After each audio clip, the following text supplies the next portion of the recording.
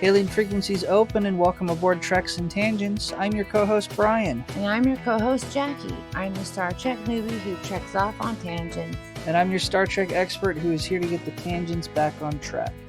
Each episode we watch and talk about a different Star Trek episode. And this week we watched Star Trek, the original series, Season 1, Episode 16, the Galileo 7. Welcome back, everyone.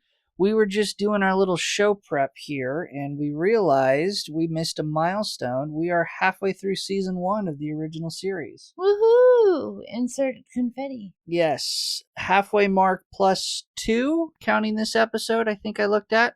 So, that's awesome. In the back of my mind, I just keep telling myself, we're getting closer to the next generation, which is my favorite series. Well, I have no idea what's happening, so how long do we have to go? We have 3 total seasons of the original series, so we are 1/6 of the way there. And then your man Picard joins us? Yes, Picard and Riker and Data and Holodecks and the real Q and the Borg and Guinan. I heard that Riker is supposed to have like a bigger role in the new Starfleet show. Yes, well, the character does. The actor who plays the character went on from the Next Generation to be a producer and a director of the Star Trek shows, so definitely has a bigger role. Well, that's awesome. Everybody stays with their little niche, it seems. Something like that. Again, thank you all for tuning in to another episode. Let's just jump into it. Sounds good. At the end of last week's episode, I gave Jaci the title to this week's episode for our Turbolift tease, and Jaci, with no other information, gave a guess or estimate or a bunch of words strung together a lovely word salad to describe what the plot of this week's episode was going to be. So without further ado, computer, what did Jaci say last week? Jaci's shot in the dark guess last week was, I'm thinking we are going to learn about 7 individual moons or planets that Galileo said were special. So how do you think you did, Jaci? I got 7 right. It was in the title. I did really bad. It's a vague title. We'll give you a pass this week. Definitely had nothing to do with moons. Well, I mean, you could have said, you know how I love my murder mysteries and my true crime. You could have said something like A City 3 or whatever, you know. Because then I'd be like, oh, it's about people. Yes, it is about people. It is about 7 individuals that are not moons, stranded because they took a shuttlecraft named Galileo. Yes. And you said something that they don't really show the landing place and the shuttlecraft, and is this like the one time they do it? So this would be the first episode of Star Trek where the shuttlecraft makes its appearance formally on screen. We see that in the over dramatic cinematic shot of the shuttlecraft launching from the Enterprise. Oh yeah, Marvel totally stole that. So yes, this is the first appearance of the shuttlecraft. This is where it makes its debut. It by no means becomes a rarity. This is going to be a common thing that Starfleet utilizes on their ships, and we get a lot more appearances of the shuttlecraft. Do they ever get legs and walk around? Like robot shuttlecrafts. Like robot shuttlecrafts. Well, because like this time they were in like a rocky, not smooth surface. And if it had legs, then it could walk around. If it had tires or just floating, can't really walk on the rocks. No. Why would it need to walk on the rocks? It's a shuttlecraft, so it would lift off and fly wherever it needed to go, in theory. Well, they need a Scotty on every plane, shuttlecraft. But what did you think overall of this week's episode? What were your initial impressions? I really liked it, actually. At first, I was like, what are we watching? Because everybody was so new. Like, who are these people? Like, I only know Scotty, McCoy, and Spock. I'm like, who's this other one? And then these other 4 just pop in. And then disappear. And then I'm very mad that my Janice is not in it. They tried to substitute another blonde for her. Yeah, it is kind of a carousel of a cast this week. We get 3 regulars, Scotty, McCoy, Spock. We get 4 irregulars that really don't have any staying power. 2 die. Spoiler. And we have a science officer, Boma, who makes no further appearance, and a yeoman, which we're just going to have a parade of yeomans, as mentioned before, where they flirt in and out. They don't really have any staying power, so... Okay, question. So why did the one on the Galileo, why was she in red? And then why was the one on the Enterprise in that yellow gold color? Different subsections, different... So there's a blue yeoman for McCoy? I would imagine that the yeomans that serve the science officers, so if Spock had a yeoman, they would be a science specialty yeoman, so they would wear blue. Again, it's not totally consistent. You do see that, because I'm just imagining Yeoman Rand. Go girl. Had a red uniform, but was the yeoman to Kirk. But we see other yeomans who assist on the bridge wearing the command yellow gold uniform. So just different specialties, different sections that they serve on the ship. Okay. So back to why I liked this episode. I got to learn more about Spock and McCoy's relationship because I've kind of seen it, like they're kind of like back and forth at each other, like picking, because one's very logical and one's very, people have emotions. So I thought it was interesting to see them actually work together. Yeah, and that's definitely, I think, the overall point of this episode. Very Spock focused, very much drawing the audience in to flesh out Spock's character, show that internal conflict that he has of making logical choices, not getting the results that he expects or finds favorable. Ultimately, myself, it's an okay episode. It's not terrible. It's not great. It's very middle of the road. You mean you didn't like it when Latimer's staff kind of jiggled when the G-man went to get him? Yeah. So, the G-man, the character whose name you can't remember off the top of your head. I can't remember it. It starts with a G, though. Gaetano. There you go. As we look at our notes here.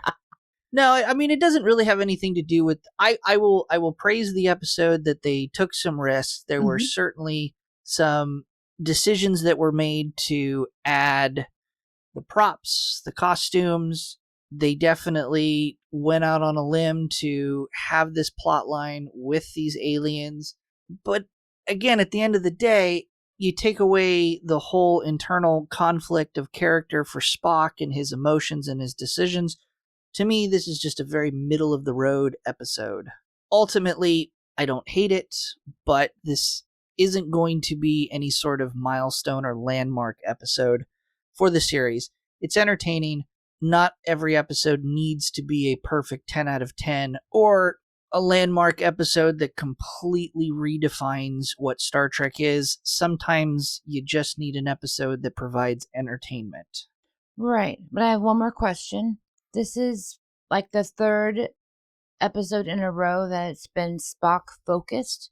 Is that going to be a theme coming forward, like with different characters, or is this just to show how complex he is? Well, I think this just shows a balance in how the writers want to focus on everything. You are right, there have been past episodes that have a focus on Spock in a sense of him as a character, the menagerie and his motivations to take Pike back to the planet, the episode Dagger of the Mind, where we have a focus on the Vulcan mind meld. Certainly you're not going to see this in any kind of consistent order where every episode we're going to focus on Spock, just like you wouldn't expect them to focus every episode on one particular character. Right. This would be a boring show if every episode was a focus on Captain Kirk and no one else. Sure, they're going to continue to focus on other characters. Spock will absolutely have other episodes where he is the central focal character to flesh out to expand upon him in the Star Trek universe. Oh, that makes sense, since, I did not know about him until the beginning. Well, and again, this is the original series. No one really knows anything until the writers decide to throw it at the audience. Definitely, this episode was written and produced because Spock, had such a positive reception by the viewers in these first episodes. Again, we're 16, 17 episodes into the original series. I don't know, because it just really depends on whether you count The Cage as episode 1 or episode 0 for numbering wise. Don't ask, it's driving me nuts. Mm-hmm. So the audience is resonating with Spock, and so they wrote this episode to give the audience more of what they wanted. Give the people what they want. That's it.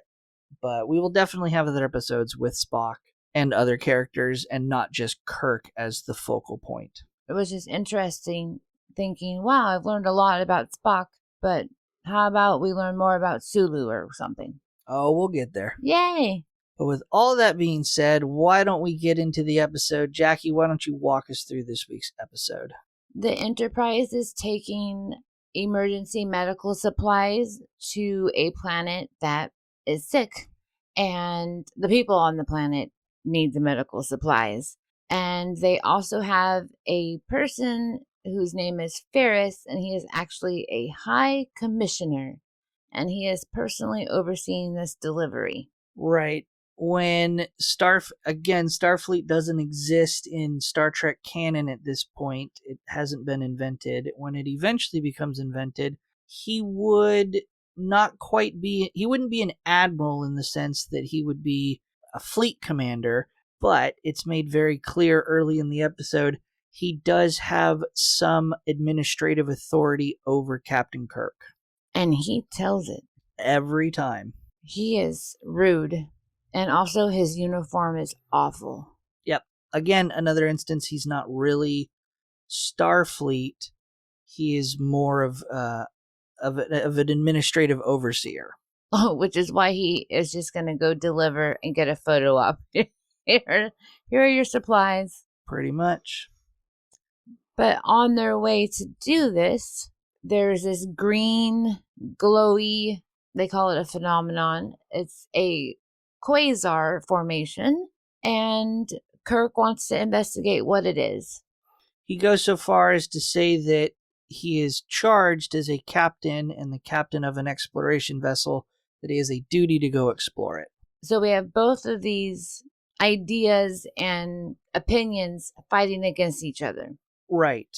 Specifically, it creates a conflict because the medical supplies are needed within 3 days. They're taking the medical supplies to a rendezvous point where another ship is going to take the medical supplies somewhere else. The rendezvous is in 3 days. That's the time frame that they're fighting against. Commissioner Ferris doesn't want to go investigate. He wants to get them there right away. Kirk says, yeah, we've got 3 days before we need to get the supplies there. Let's just have a little side trip. Space road trip. Yes. Spock and the 6 other people we were discussing earlier, I already forgot their names. McCoy, Scotty, the yeoman, who's the lady, Gaetano, Latimer, and Boma. Yes. Oh man, I thought I was going to remember that because of Naked and Afraid. They had to build bomas. So what? No. The hell is a boma? It is in Africa, you make like a circle so that you can sleep in the middle of it and be safe from the animals that can come through the sharp things, and they will not come through the sharp things and attack you. Boom. So you need to watch Naked and Afraid. It's like a wall. I'm looking at the definition on Google. It's pretty close to what Jackie said, so I'll give you that. That's like 8 seasons and XL, and oh man, I love that show. Okay, sorry, back on track. Yeah, let's get back on track. So the shuttlecraft Galileo launches to go investigate. With its 7 moons on board. Yes. And Spock is the pilot and in command.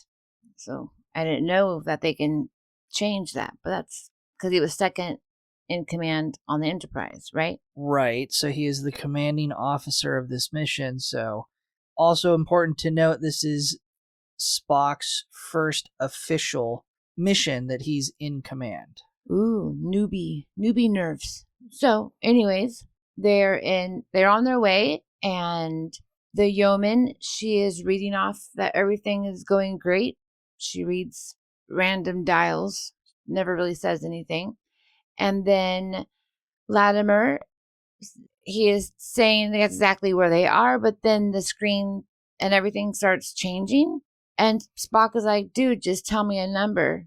But actually, there's interference from the planet that they're going to, like a major radiation, according to Dr. McCoy. Yes, it's not radiation that's caused by the planet that they end up crash landing on. It's from the quasar itself. Oh, that green thing, actually. Oh, that makes sense. And so they're unable to, basically, they're dead in the water while they're being pulled into the planet. And they can't reach out to the Enterprise, and Enterprise can't reach out to them. Right. I'll translate. Thanks. The quasar is emitting a high field of radiation that is blocking everything. Sensors, communications. It's also creating a gravitational pull on the shuttlecraft, but not like a gravitational pull. It's interfering with their navigation. So ultimately, the quasar pulls the shuttlecraft in. They lose communication with the Enterprise. The Enterprise can't get a transporter lock on the crew on the shuttlecraft, and we get our opening credits. And then just as our new Janice, she's wearing the yellow, they never say her name, but she's also blonde, and she brings drinks around, like at a party. And the Commissioner Ferris is reminding Kirk, I didn't approve of this from the beginning. I told you this would happen. And they're like little children arguing over which one is right. And Kirk is like, I have X amount of days, and then I'll get the medical supplies where they need to go. Yes. I didn't really sympathize too much with Ferris's character, but I will sympathize with him on this point. Watching Kirk decide to send a shuttlecraft with 7 crew members into this phenomena in space seemed like a really stupid idea. Especially when you're on a time clock. Why can't the Enterprise... I know why they did it. We wouldn't have an episode if we didn't do it this way. Why can't the Enterprise scan the quasar and collect its readings then? There's other examples in Star Trek and the original series where they encounter phenomena in space and they're too busy to go investigate, and they mark it in the logs for someone else to go investigate later. Again, it just seemed like a really dumb idea to take 7 crew members and go investigate a quasar. Also of note, they didn't know the planet was in the quasar. That was discovered only after the shuttlecraft gets into trouble. By Yahara. And so the question is, why are you sending 7 people on a shuttlecraft, which is just a glorified mission, to scan this cloud in space? 3 of which are important people of your ship.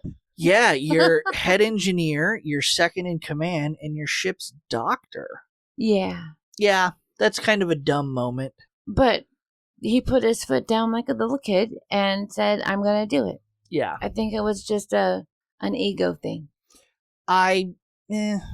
Maybe. Well, Kirk acts like he was not acting very nice. No, so you're suggesting that he went through extraordinary steps and set this in motion and sent out the shuttlecraft just as a way to stick it to Ferris and be like, I get to do what I want? No, I don't think that, but I think he doesn't, maybe in their backlog, he doesn't like Ferris, like they had a bad relationship, and then they've just like grown up to be like nemesis or something. Ooh. Okay. I got a new story for you, Star Trek. Yeah, we're going to start writing fan fiction novels for Star Trek. So back to Yahara. So she found out that there is a planet in there in the middle of the green thing. It's actually type M, as in Mary. Type M is going to be the classification of any planet that can sustain humanoid life. Why did they choose M? That makes no sense. We don't have time to get into that. And they don't know anything about it, but good thing we're on our way to go check it out. So we do a hard cut to the surface of that planet that Uhura mentioned, and we see the shuttlecraft. It is crashed. It's in pretty good shape for a crash landing, but it was a controlled landing. Yes, very logically done. But not super controlled because everyone's shaken up. Everyone has bumps and bruises. Bumps and bruises, no broken bones. No one's dead yet. We don't need to start down the path of Naked and Afraid, Star Trek edition. Well, they do get scared because Spock sends out Latimer and Gaetano to scout out where they are. Like, what is around us, basically. Yes, and the cloth utility belts make another appearance. Reappearance. I knew it. I was like, those are back. Yeah, they bring them back. Yes. It's not going to be a thing. Don't get attached to them. Because you said they were gone. And I was like, They made a comeback. Okay, good. I was right. See, I'm learning. I'm getting all these things. So, and also the little box the yeoman carries around all the time, she's actually recording what's happening. I had no idea why she carried that. Yeah, it's like a little tape recorder. Yeah, transcriber. It's a way to record the events of the mission. Yes, because Spock was like, "You're recording this, right?" Yeah. So it's recording what they say. It's recording. It's like it's more than just a recorder to transcribe their words. It does also take other details like a black box. I like that. So while those two are out scouting, Scotty gets to work because, he has to fix this little shuttlecraft so it can go back home. And Dr. McCoy is like, the Enterprise is totally going to find us. I don't know why we're so freaked out about anything. And Spock plainly says the magnetic interference and how big this planet is, they ain't going to find us. Yeah, that the sensors on the Enterprise are going to be pretty much useless in trying to locate them on this planet, and it's going to come down to visual search parties, much in the same way as a ship lost at sea and the Coast Guard goes out to try to find the ship or survivors. It's going to be by visual looks only. At least when the Coast Guard goes out to look for a ship, they have a general area of where they're looking. And in this case, the Enterprise has an entire planet they have to try to find the shuttlecraft on. With a green thing around it. With the green magnetic or ion field, with the green ion field from the radiation storm, from the quasar. It's crazy. We jump back to the Enterprise, and Uhura and Sulu confirm that, yes, the sensors do not work, and they cannot find the Galileo. Right. But interesting, when they checked on the transporter room, how are you guys doing down there? And they've already been trying to send items down to the planet, but then when they come back, they're like, something's wrong with them, so they don't feel comfortable doing human experiments. Yeah, they're distorted. I don't know why we have this whole subplot. Well, first and foremost, I'll point out it's probably a good thing that at the very beginning of the episode, the Enterprise wasn't able to get a lock on the shuttle crew before they crash landed on the planet, because then they would have beamed the 7 back and it would have been the Galileo 47. Yeah, in parts. But I don't understand the transporter malfunction and what it does for the plot. I understand why they're trying to get the transporters to work, because when they find them, they're just going to beam them up from the planet. I get that. Yes. Why have this whole subplot where the transporters aren't working? And supposedly they don't know where they are. So where are they sending these items and who's sending them back? Well, at this point, the Enterprise is orbiting the planet They assume the shuttlecraft is on the planet. It's the only place the shuttlecraft could be and survive. You're right, they don't in fact know that the shuttlecraft has crash landed on the planet. They're making an assumption because this is the only place the shuttlecraft could have gone. Yes, what I mean is like, why I know they're sending it to the planet, but it's like on G Street when actually the shuttlecraft crashed on H Street. Right. They're obviously not sending it down to where the shuttlecraft is because they don't know where the shuttlecraft is. Yes. They're just sending it down to random parts of the planet. Okay. That makes more sense. And then they can just beam them out, which I learned also that you don't have to be ready to be beamed. You can just do it. Yeah, you can beam anyone at any time. I was like, oh, interesting. So anyways, while this is all happening, Kirk is like, well, we need our other shuttlecraft, Columbus, to pop out and go find where Galileo went. And Ferris, our mean guy, is just seething because he's like, I told you not to do this, and now we have no time. And then Kirk's like, I have until a specific time to look for them. I'm going to use every moment I can. Right. So off goes the Columbus. Maybe that's why they introduced the transporter accident, because if the transporters don't work and they can't repair the Galileo, the only way to get them back up is to use the shuttlecraft Columbus. And later, Kirk kind of hedges his bets when they have to leave because he's waiting for the Columbus to redock with the Enterprise. But that's not really how they find him. I don't know. Still doesn't make sense. I'm going to get off my soapbox on this one. Mm-hmm. We return back to the Galileo, and McCoy is like mocking him. Oh, good job on your first, commanding mission. And Spock is focused on fixing the Galileo and not taking the bait, thankfully.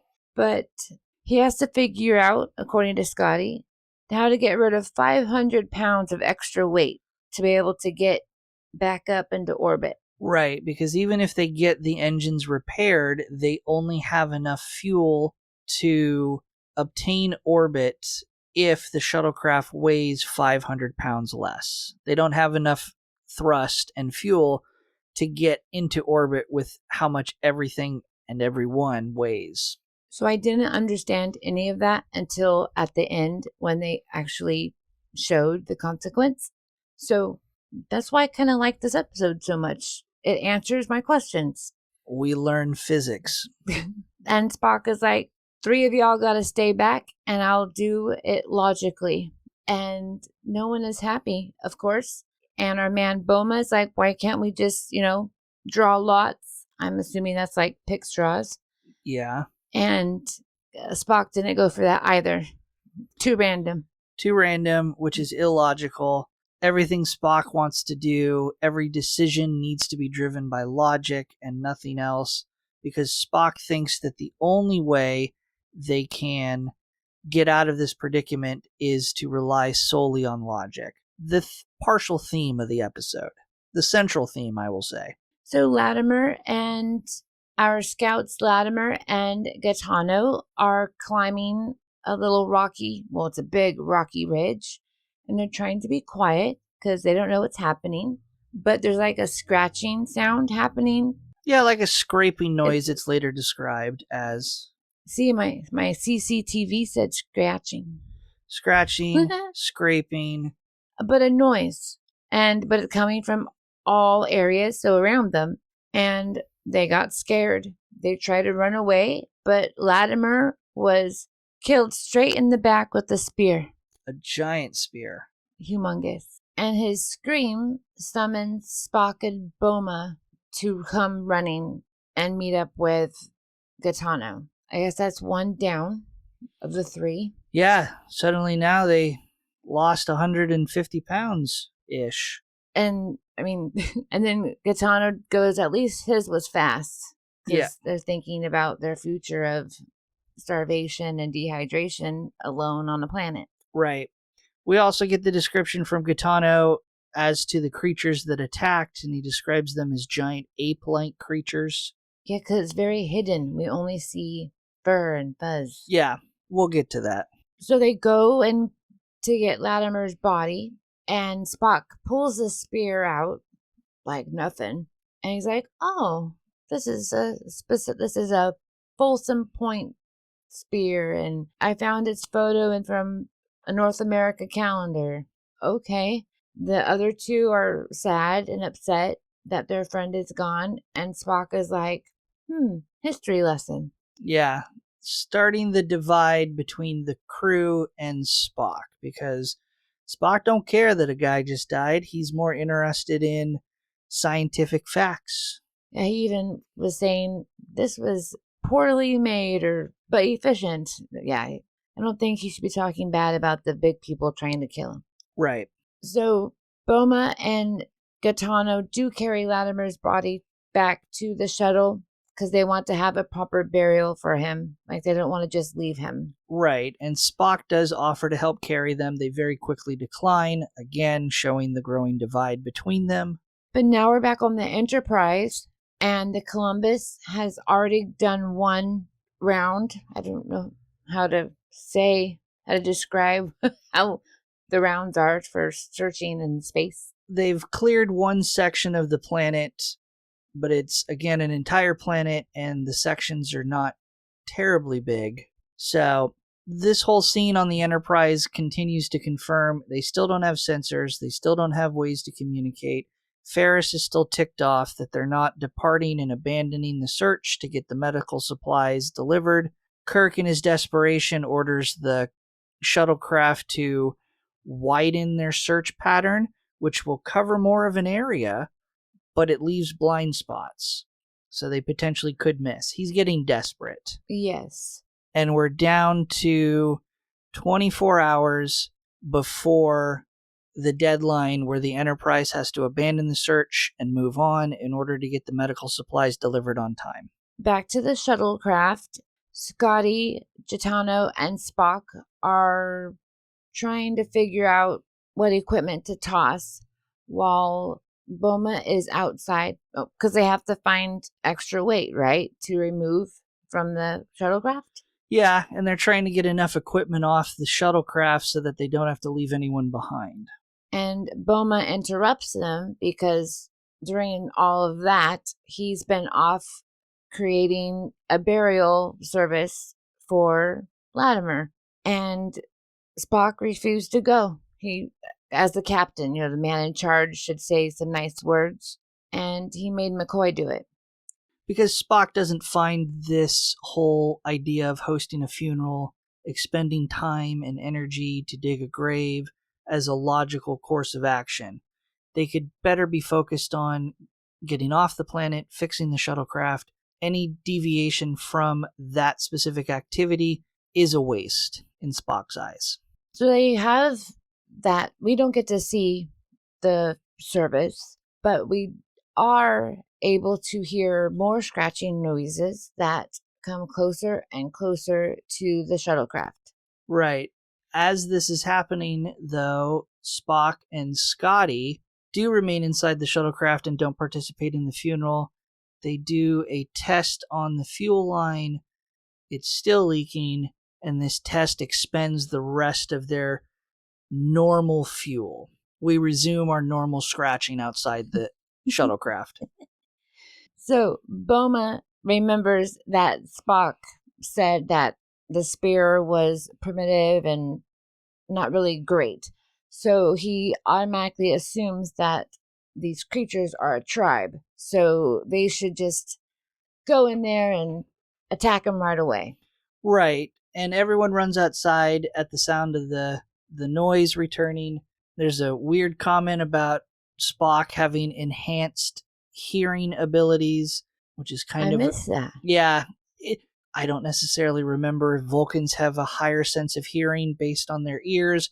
That would be a very, quote-unquote, on-the-nose thing. But Spock tries to say that the scraping noise, based on everything else they know, is wood being scraped on leather, so the wood of the spears being scraped on the leather shields of these ape-like aliens. I don't think it sounds like wood scraping on leather. No. It sounds like insects. So Yeah, like whatever they could do to get a sound of a weird thing. Yeah, we could have come up with something a little better, sound department. But yes, Bowman and pretty much the majority of the crew want to attack these aggressive aliens first as a show of dominance, as a way to get them to cower, to show them that they are not easy prey. Spock has the exact opposite reaction. He in no way wants to be the aggressor. He thinks that will agitate them. And so he wants to come up with other alternatives to this, other than straight blind violence against these creatures. He even comments about how they don't value life, but yet, you're kind of stuck in a situation there. Right. So Spock, as the commander, comes up with his own plan.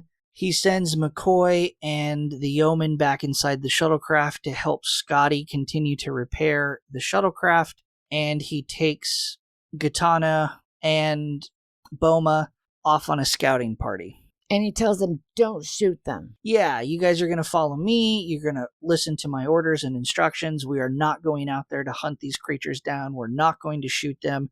You will obey my orders and do exactly what I tell you.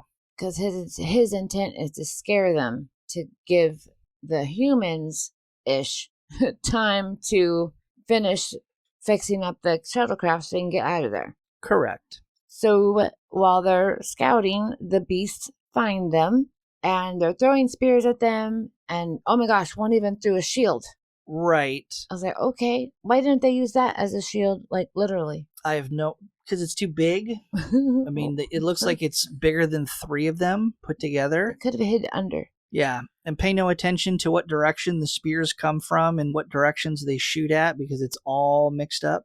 Well, that was his intent, though, because he told them to shoot at 10 and 2 o'clock. Right, so he's got to have some indication of where the spears are coming from and some indication of where they are.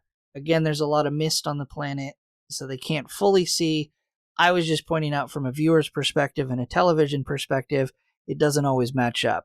Wherever the interns are hiding behind the rocks and throwing the spears from off camera don't always match up what is supposed to be the actual direction of where the aliens are. Well, I mean, they look like hot dogs being thrown. Yes. Like, imagine the hot... Imagine a hot dog being thrown. You're talking about the wiggle effect. Yes. Yeah. Because they're not made with they're not actual spears. They're Nerf spears. They're Pool noodles. Yeah, they're 1967 pool noodle spears. That's funny. So they accomplished that, and Spock is so proud. He's like, yes, they're afraid. So we have time now.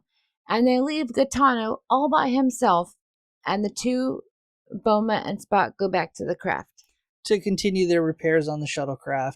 They tell Gaetano to stand guard. I imagine it's not to hold off the aliens, but it's more just to act as an advanced alarm, so that if the aliens do come back, Gaetano can sound the alarm to the shuttlecraft to alert them that the aliens are returning. But he has nothing to alarm them with except a phaser in his voice. Right. And of course, as soon as Spock and Boma walk away, we hear again, more in the distance, more quiet, but we hear that scraping noise return to signal that the aliens are still, in fact, out there. They're stalking them. So at the shuttlecraft, Scotty, it's like he's excited because he thinks that he has a great way to get off the planet, but it's going to utilize the phasers. He's going to convert the phasers from the gun somehow to go into the shuttlecraft.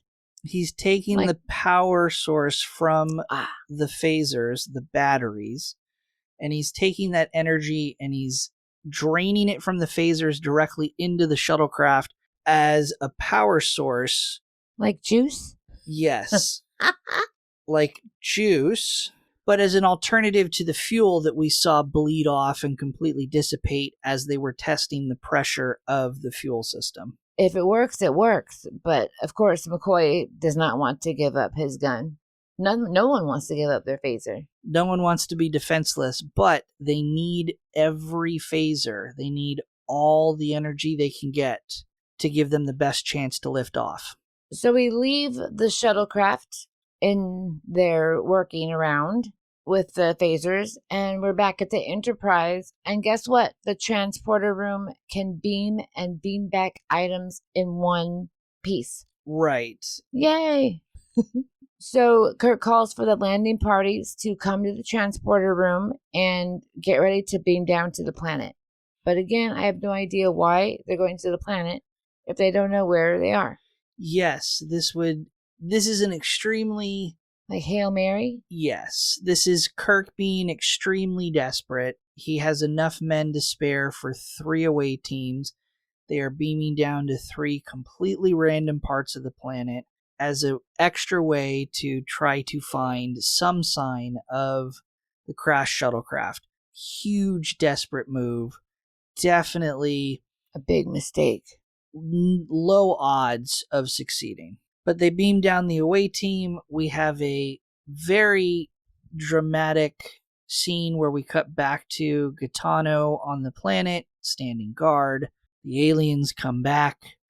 We get that image of the one ape alien zombie Frankenstein walking, approaching Gaetano. As Gaetano cowers in fear, they attack him, and we cut to commercial break.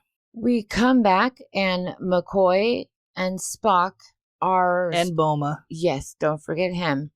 They're standing around what looks to be a giant footprint. Right. They must have been summoned to the spot where Gaetano was attacked based on his screams, because that's where they went back to. That's where we come back from commercial break from. And all they can find, though, is his phaser. But where is Gaetano? So Spock's like, all right, thank you for the phaser. Here you go, McCoy. Please take that back to the shuttlecraft. You two can, Boma, you can go also, and I'll go look for Gaetano. Unarmed. Yes. He's handed over all the phasers because Spock is putting all of his eggs into this basket plan of the phasers will provide enough power for the shuttlecraft to lift off from the planet. So he, too, is kind of on the desperate side. Correct. On his walk, Spock does find Gaetano, and he is dead, lying on a rock, very valiantly. Yes. But Spock does, I think a good thing. He takes Gaetano back to the shuttlecraft with him. Right. It's not given any credit to Spock in the moment, but if you break it down, Spock is clearly shown that he doesn't find any logic in funeral ceremonies or burying the dead. He could have just left Gaetano where he found him and just reported back to the rest of the survivors that Gaetano was dead, but he expends his energy to bring Gaetano back to the ship, even under the face of a renewed attack from these ape-like aliens that we see. Again, he doesn't drop Gaetano and start running back himself. He continues to exert the effort to bring Gaetano's body back to the shuttlecraft. Inside, the yeoman asks Spock why these creatures are not afraid, because according to Spock, they should be afraid, but now they're coming back. And McCoy jumps into the crux of the episode by pointing out, finally, the flaw in Spock's thinking. Yeah. Spock was approaching every hurdle and every circumstance from a logical point of view, and McCoy says these aren't creatures of logic, these are creatures of emotion. They're responding this way because they're responding in an emotional fashion. They viewed Spock's logical course to fire the warning shots. They didn't view it from a point of logic, they viewed it from a point of emotion. They viewed it from a point of aggression, so they're responding in kind. Exactly. But still, he still doesn't get it. He's like, everything should have happened, but 2 people still died. I mean, come on, Spock, get it. Right. And then, as they continue their attack, as everyone's locked inside the shuttlecraft, one of the big creatures, we get a faraway shot, starts trying to smash into the top of the shuttle using a rock. Apparently, that's going to do the trick because everyone starts to freak out that it's going to take a couple hours for the phasers to have their energy transferred into the shuttlecraft, and the hull of the shuttlecraft is not going to withstand that rock for the next couple hours. We get a quick cut back to the Enterprise. We get more arguing between Kirk and Ferris. He only has 2 hours and 42 minutes. Yes, so the time is quickly ticking by. More of a struggle of who's in charge. Kirk comes out on top. Ferris marches off because, again, they've got just under 3 hours left before they have to leave. We jump back to the shuttlecraft, and we have to get rid of this alien that is, crushing our hull. And Scotty comes up with a great idea to use the batteries that are used for the little extra systems on the ship. Thank you. And we don't need those right now. So he tells everybody to ground themselves, meaning, don't touch anything metal. And he starts turning on the batteries. He starts short-circuiting the battery system. That is what I was trying to say. And then sparks are flying. And he uses the electricity from the batteries and redirects it throughout the hull of the ship, electrifying the ship, turning it into a giant electric fence to drive the aliens away. It's the same thing that they do in 20,000 Leagues Under the Sea when they need to drive the natives off of the submarine, is they electrify the outer hull. And I think they do that to an extent with the giant squid. Huh. Jackie's giving me a look like she's never seen 20,000 Leagues Under the Sea. I've been on the ride. So I think we're going to do a bonus Patreon episode where we watch 20,000 Leagues Under the Sea. It's a good movie. Okay, we can do that. Spock and Boma are arguing on the shuttlecraft about what to do with Gaetano's body. Boma obviously wants to bury him, just like Latimer. Spock says, no, just leave him behind. And they argue about it. I mean, Boma even says, I would bury you if it was you who died. Spock finally says to Boma that, sure, go ahead and bury him, but, be careful about the creatures. Don't let them attack you too. And now we switch back over to the Enterprise, and the landing party 2 has beamed back, but Uhura tells Kirk that there are casualties and injuries. So Kirk wants to talk to the lieutenant. What happened? The lieutenant reports that, yes, huge creatures, 12 feet, they're all over the place. He doesn't have high hopes that the Galileo is alive at all. Right.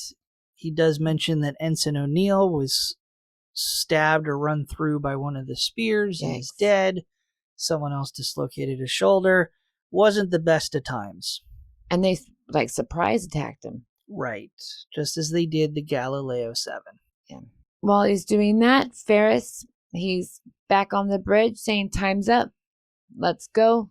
Time to deliver our medical supplies. Kirk stands up and's like, we can't go. I have my people out there still. What about the Columbus? Obviously, they have to come back. So Kirk calls them back. He gets in his captain's chair and tells Sulu to prepare to deliver the medical, go on the route to go to the planet to deliver the supplies. As they're making these preparations, Uhura reports to Kirk that the sensors are coming back online, the radiation in the ion cloud is dispersing, so they're getting their sensors back. Not comms, but sensors. So Kirk is, again, in an act of desperation, trying to figure out how can I squeeze out more time to search for the missing crew members, especially now that the sensors are back online. He gets a window of 23 minutes, a little bit extra time, because while the search parties down on the planet can get beamed up pretty quickly, it's going to take 23 minutes for the shuttlecraft Columbus to redock with the Enterprise. We are back at the shuttlecraft, and Scotty tells Spock that everything should be good to go with the phasers in 8 minutes, but we should launch in 10, get everybody in their seats. So Spock says, all right, Boma, you can bury him and then be back in that time frame. Or don't. The Columbus redocks with the Enterprise. Kirk orders Sulu to depart the planet to resume their course to deliver the medical supplies, but instead of calling for the ship to depart at a fast warp factor, he orders them to depart at a much slower speed. The factor 1. So they end up getting, again, just a little bit more time now that the sensors are back. Kirk also orders the sensors to scan the planet, the aft sensors, so that they can continue to make some kind of scan of the planet as they're pulling away. I assume the plan was we'll do that until we're out of sensor range of the planet. Then we'll go up to a faster warp speed. While they're burying Gaetano, the creatures have returned, and they are throwing rocks and spears, everything they can get a hold on. And so everybody, well, McCoy and Boma are almost back to the shuttlecraft, but Spock is pinned to the mountain by a rock. Yeah, it's a quick cut in the scene. Spock, while McCoy and Boma initially are running to the shuttlecraft to seek safety, Spock does run out further toward the attackers, picks up one of the spears that's been thrown, and throws the spear back. He's covering their retreat, which is why he's so much further out when they throw the rock and trap his leg up against another rock. And so the two go back to get him. As he's shouting for them to leave him. Yes, he wants to just, go save yourselves, But they're like, no, we're not going to leave you. And they get him out from underneath the rock, and they all get back on the shuttlecraft. Because it's time to leave. As they're trying to get off of the planet, there's a creature actually holding it down, or at least the yeoman thinks that, because they're trying to move, but can't. Yeah, again, it's frustrating or hard to follow because they're actively avoiding showing the creatures on camera too much. It maybe is to attempt to add suspense, maybe it's for another reason we'll get to at the end. But in any case, in this particular instance, it just makes it very confusing as to why they can't take off. They say that there are, I think there's multiple creatures at this point, either who have climbed on top of the shuttlecraft or they're physically pinning it down. But in any case, it's too heavy for the shuttlecraft to take off. So their solution is to fire their boosters, as they describe it. These would be separate from the engines that are trying to get them out into orbit. The boosters would have been utilized in space to keep them in orbit, to provide that thrust, to prevent them from having a decaying orbit and to fall back into the atmosphere. Okay, I was going to ask you what a decaying orbit was. That is when an object is not moving fast enough to keep an escape velocity of a planet or other object. So it is moving so slow that the gravity of the planet would eventually pull the shuttlecraft back in toward it, and they will burn up in the atmosphere. Oh, that does not sound like fun. So they fire their boosters, they get the extra thrust, they manage to get up into orbit, but again, they fired their boosters, it utilized some of their fuel. They now don't really have enough fuel to stay in orbit very long. Scotty says they can be up there for about 45 minutes. And during this time, they all are discussing how they don't want to die in orbit. They want to go home, of course, but I don't think being burned up would be fun. No. And definitely the other option that existed before this was to fly up to orbit, hopefully get noticed, but if they didn't get noticed, they would have enough energy and fuel to come back and control their descent to the planet and re-land. They'd be stuck there, but they'd be alive. None of it's a good situation. And I mean, Spock even comments that, oh, I could have been mistaken. And then McCoy dryly says, well, at least I've lived enough to hear that. Yes. Like they have to still poke at each other. Yes. While they're up in that orbit and it is dying, Spock is like, all right, here we go. And he secretly flips like a toggle It's called a jettison boost. Or maybe I No, said it the wrong way. But it's it like went really fast. yeah. They don't actually accelerate. All that he does is he vents or jettisons or dumps all the remaining fuel that they have. Oh my gosh. Yeah. It's like when an Oh my airplane needs to gosh. come in for an emergency landing, but they have a bunch of fuel on board, they dump the fuel. They jettison. Here I am just watching and going, do, and that's, oh my gosh. Yeah. So No wonder they weren't happy. No. So they Spock dumps all the fuel out the back of the shuttlecraft. It ignites and creates this big trail. The whole point is to make themselves more visible to the Enterprise. That is Spock's entire plan. Like a distress signal. Like a flare. Oh, okay. That makes sense now.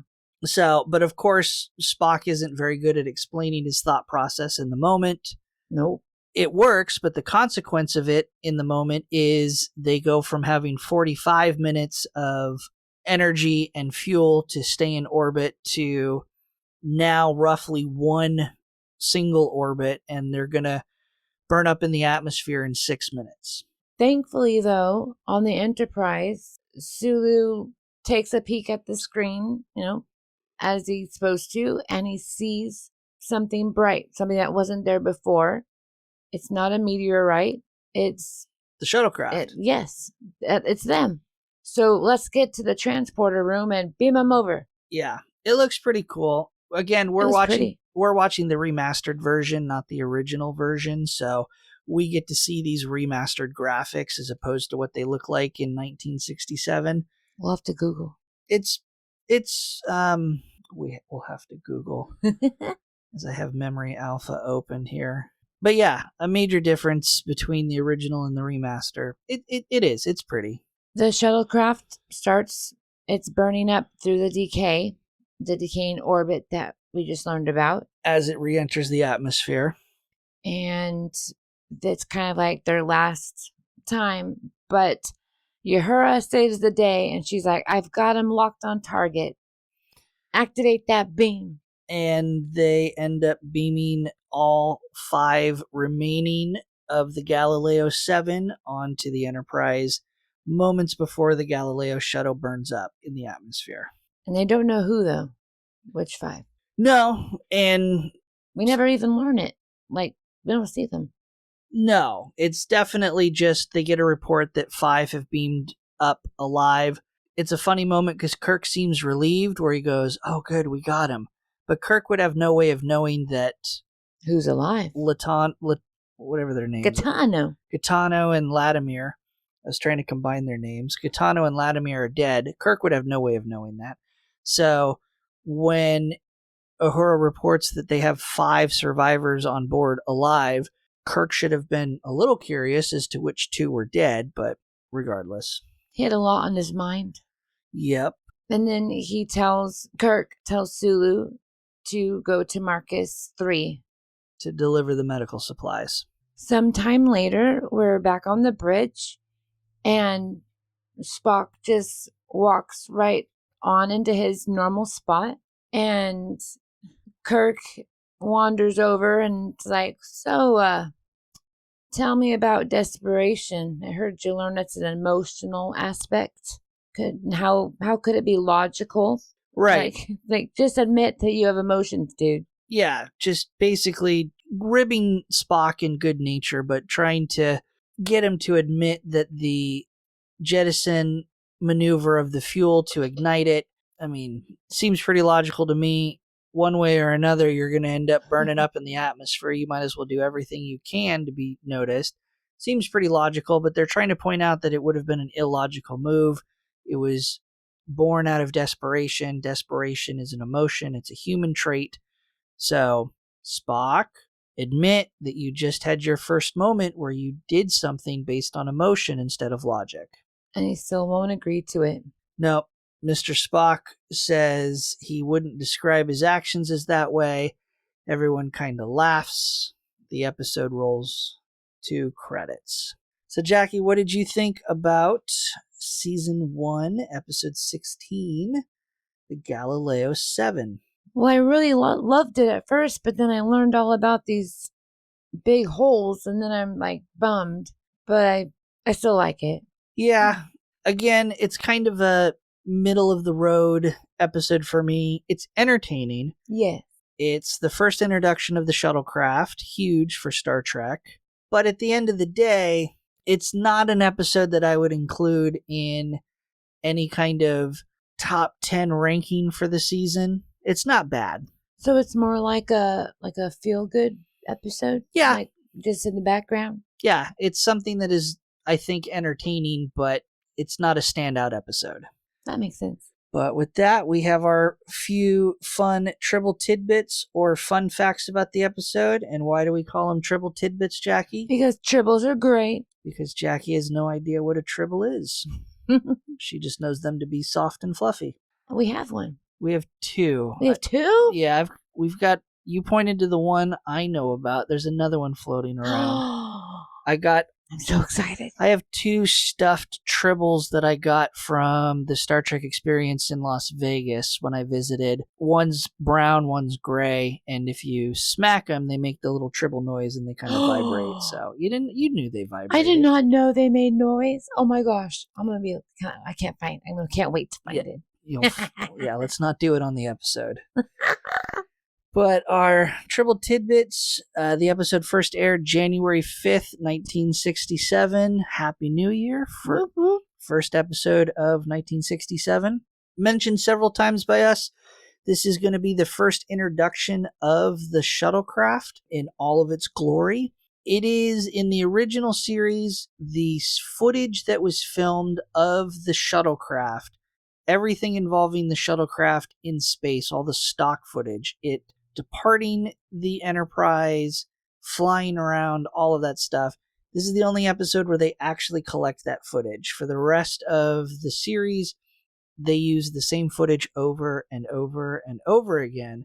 They just reverse the negative. They add different backgrounds to it. I mean, those people are creative. Yep, saves money, for sure. The model of the shuttlecraft that they used for filming to capture all of this footage was made by a company called Aluminum Model Toys. It's a toy company. They only got paid through the exclusive rights to produce a toy model kit to be sold commercially. So they saw the potential of Star Trek. They said, hey, we won't charge you anything. We'll make all of these, it would have been like one or two, these little models that you can use to film all of the stock footage that you need for your television show. And in return, we want the ability and the exclusive rights to make toy model kits for kids to build.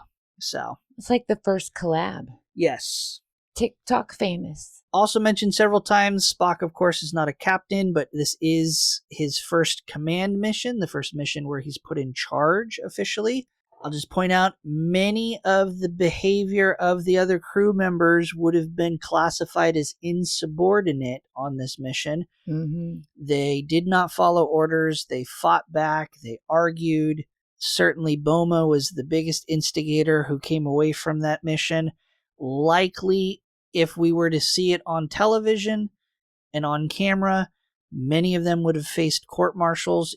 Even McCoy would have faced some court-martial actions for some of his comments because Spock does outrank McCoy. That's why he told them on the scouting mission, just do what I say, dudes. Right.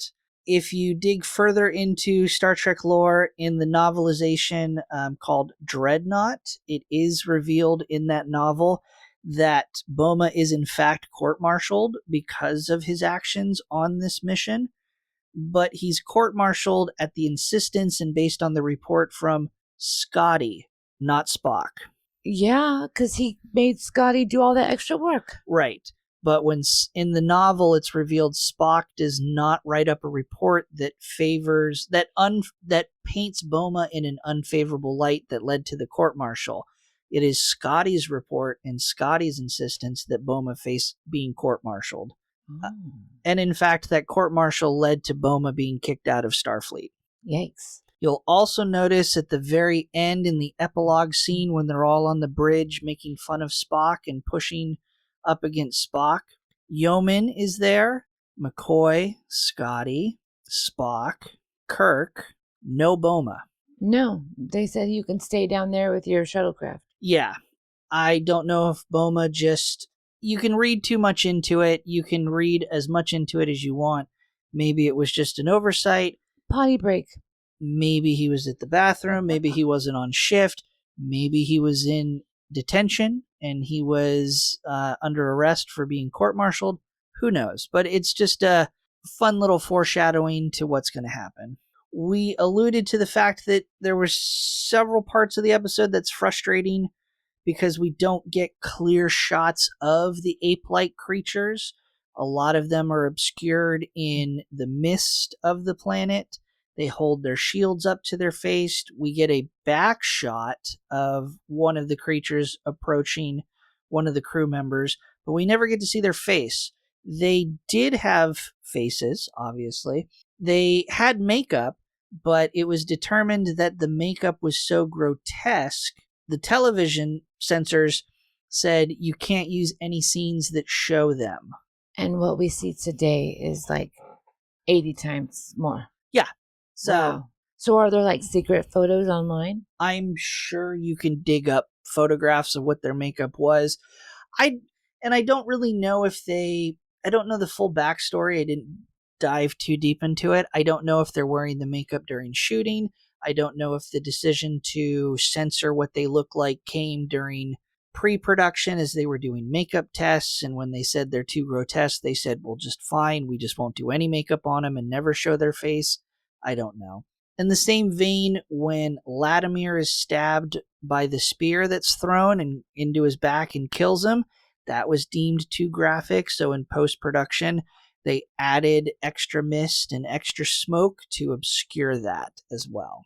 So, again, Yeoman Rand was in the script. She was going to be the Yeoman as part of the crew, and because actress Grace Lee Whitney's contract was not renewed after 8 episodes and she was not part of the show anymore, they wrote in a different Yeoman, just like they did for Shore Leave last week. That's sad. And our last triple tidbit, this is going to be the first use of the rank Ensign in Star Trek. It was mentioned and used when they reported the death of Ensign O'Neill, who died as part of the search party. How exciting and devastating at the same time. Yes. Yes, that is your moment in history, Ensign O'Neill. Rest in peace. But those are your triple tidbits. So this is the part of our episode where we give a rank for the episode. Our ranking system is based on the idea or the theory that we have a fictitious starship, each of us, and we rank the episode as if the episode were a member of our crew, rather than giving it a boring old ranking of 1 to 10. A higher rank means not only we were more entertained by the episode as we watched it today, but we find it to be a more important crew member to our ship, more vital for its function. A lower rank, of course, means the opposite. We weren't that entertained by the episode, and it's more of a disposable member of our crew. If the episode didn't exist in the show, we would be more okay with that. Starting at the bottom of our rankings, we have Ensign, Lieutenant Junior Grade, Lieutenant, and then we hit our upper ranks, which we are limiting the total number of ranks we can give out. Lieutenant Commander, a total of 7. Commander, a total number of 5. Captain, or a 10 out of 10, would be 1. And then we have an Admiral rank, which is the 10 plus out of 10, the perfect episode. If none of that makes sense, because this is an audio podcast and this is a very visual gag, everyone can check out our current rankings over on our Patreon at patreon.com/treksandtangents. We post an updated visual ranking of each episode up to this recording on Wednesdays, the day after the episode goes live. So, Jackie, for your starship this season, the USS Galactic Glitterbee, last week you gave Shore Leave a rank of Commander, which would be like an 8 or 9 out of 10, and that completely filled up your Commander spot. What rank do you give this week's episode, the Galileo 7, and why? I really wanted to demote somebody from the Commander, but then you gave all your information, and then I had to change my opinion. Wait. Because Don't let me influence your ranking. Make it about as entertained as you were when you watched the episode. I had so much fun, I messed up my notes. Not after I crapped all over it. Well, I really liked it, and I would have given it a commander, but I don't know who to demote. Yeah, that's a problem because you don't have a spot open for commanders on your ship. I'm so sorry, but I need to demote my Dagger of the Mind. So you're going to take Dagger of the Mind out of commander, I assume, because you're going to rank the Galileo 7 as a commander. Yes. Okay. So I'm putting Spock in Spock. So where are you going to demote Dagger of the Mind to? Oh, dang it. I'm going to put them in the lieutenant. The lieutenant. Okay. So we're going to dump that down to... Not dump, that's a negative word. We're just going to readjust. Slightly below middle of the road. Why is the Galileo 7 going to rank higher now than Dagger of the Mind? Why are you giving it that rank? Because I love that they keep showing Spock that you can show your emotional side. You can still be yourself and be logical and, this should be this way. But also, if you feel something, you can also, communicate and people might like you. You don't have to be mean and ruthless. So I know that wasn't like straight out what they said, but all of that craziness that happened, and it was kind of like the gist of the show episode, I think. All right. Mine's going to be much simpler than all of that. I'm going to give this episode for the USS Cosmic Shark a rank of lieutenant. Again, just below middle of the road. There's an unlimited number of lieutenants that we can have on the ship. It again is an entertaining episode. It very much, on a shallow surface for me, provides classic Star Trek, fight the aliens, tension, technical babble, reconvert energy into batteries, shock a bunch of aliens on the ship. But at the end of the day, it's just that. There is the whole underlying plot of Spock having to realize that logic is not always the solution to all of life's problems. Doesn't do enough for me to elevate this beyond the rank of lieutenant, so that's where it's going to stay. Just for comparison, as of this recording on IMDb, this episode is ranked 7.6 out of 10. Again, about a middle of the road ranking for Star Trek episodes this season. Not bad, just not a above and beyond episode. Again, if you didn't follow any of that, we will post visual representations of where the rankings stand on our Patreon on Wednesday, the day after this episode goes live everywhere. You can find it. Anyone can find it. Anyone can view it at patreon.com/Treks and Tangents. We'll be back next week to trek through another episode, but before we go, we'll give our turbo lift tease or elevator pitch to next week's episode's plot. I will give Jaci the title of the next episode, and Jaci, with no other information and without having seen the episode before, will now try to give a brief pitch to what she thinks the plot will be. Jaci, next week's episode is entitled The Squire of Gothos. I imagine this person to be, it's going to be one person, of course, and he's going to be very full of himself and be like the town crier of Gothos, like the rumor mill. There we go. I'm going to go with that. All right. Tune in next week to see how accurate Jaci's prediction is. Head on. And with that, we'll wrap up. Thank you, everyone. If you want more show information, you can find and directly support our podcast on Patreon at patreon.com/Treks and Tangents. Again, for everyone, we post our episode rankings every Wednesday. On the fourth Friday of the month, we post a little side adventure called Animated Detours for our crew members and supporters, where we dive into the episodes of the animated series for Star Trek. Very much like these episodes, except far more off track, way more tangents, silly because it's a cartoon. We also have posted on our Patreon for our crew members every test episode that we recorded to kind of work out some of the bugs of our real podcast. We did a couple episodes of Fringe. We did many episodes of Stargate SG-1. If you like these episodes, hopefully you'll like some of those episodes. They're a little more raw. They're a little more unrefined, but they're there if you want to. Especially on my part. But they're there if you want to listen to them. You can also follow us on x.com at Trex_tangents. We're also on Instagram and Blue Sky at Trex and Tangents. Jackie, where can people find you, and what are you up to? You can find me over on Instagram at Jaboom. Spelling Jaboom is J-I, B as in boy, B as in boy, O-O-M as in Mary. And I share a whole lot of my life. I play the tuba and the flute in many bands, also the piccolo. And along with music lessons, I also post about mid-weight fashion because I'm still in the process of losing over 200 pounds. And, my service dog training. I got a lot going on. And last but not least, I have my boutique over on Whatnot, Glitter Bow Boutique. All right. You can watch me stream a variety of video games over at twitch.tv/PiratePoundTown. In fact, when we're done recording this episode, I'm going to be popping on and doing some World of Warcraft. I love that. Yes, because I need to play more of it.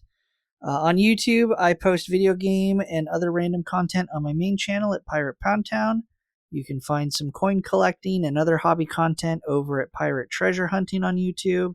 I post socially on Blue Sky at Pirate Pound Town, and I occasionally will post on Instagram under Pineapple Cannibal, because I am proudly banned from Instagram as Pirate Pound Town. Links to all social media mentioned can be found in the episode description. Thank you everyone for tuning into this episode. We hope you had fun like we did, and we will see you all next week. Mr. Spock, you're a stubborn man. End transmission.